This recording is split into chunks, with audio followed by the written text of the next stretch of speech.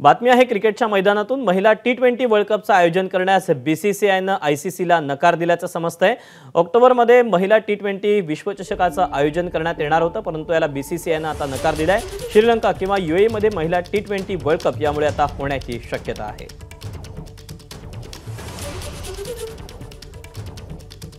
एक political update हाती येते। अजितदादांच्या राष्ट्रवादीची पुण्यामध्ये महत्त्वाची बैठक सुरू झाली आहे। बैठकीला अजित पवार, त्यासोबतच भुजबळ, तटकरे आणि नवाब मलिक देखील उपस्थित आहेत। बैठकीत विधानसभेच्या जागावाटपावर चर्चा होण्याची शक्यता आहे। महायुतीत किती जागांवर दावा करायचा यावर देखील निर्णय होण्याची शक्यता आहे। अपडेट जाणून घेऊयात। राजू सोनावणे आपल्या सोबत आहे। राजू, ही बैठक नियोजित होती की तातडीने बोलावलेली होती? काय अधिकचे अपडेट मिळत आहेत?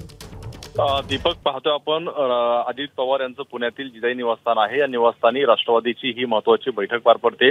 या बैठकीला अजित पवार आहेत, प्रफुल्ल पटेल आहेत, सुनील तटकरे आहेत, नवाब मलिक आहेत, शिवाजीराव गर्जे आहेत, छगन भुजबळ आहेत आणि इतर नेते उपस्थित आहेत। राष्ट्रवादीचे सगळे टॉपचे नेते या बैठकीला सुरू आहे। खरं तर ही तातडीची बैठक म्हणावा लागेल आणि सगळे नेते पुण्यामध्ये दाखल झालेले आहे। बैठकीला सुरुवात झालेली आहे आणि या बैठकीमध्ये राज्यपाल नियुक्त आमदार 12 जागा ज्या आहेत त्याच्यावरती चर्चा होणार आहे। त्याच्यावरती कुठले उमेदवार द्यायचे यावरती आज चर्चा होणार आहे।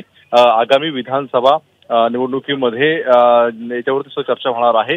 किती जागांवरती जे आहेत राष्ट्रवादी क्लेम करणार याच्यावरती सुद्धा काही प्रमाणामध्ये आज चर्चा होणार आहे। त्यामुळे पाहतोय आपण अतिशय ही महत्त्वाची बैठक म्हणावी लागेल। मुंबईत सुद्धा अनेक बैठका पार पडल्या, त्या मात्र आज पुण्यामध्ये ही बैठक होते, त्यामुळे साहजिकच आहे की या बैठकीला वेगळं महत्त्व आहे।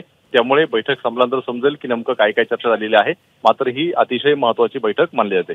राजू, धन्यवाद दिलेल्या सविस्तर माहितीबद्दल। एबीपी माझा, उघडा डोळे बघा नीट।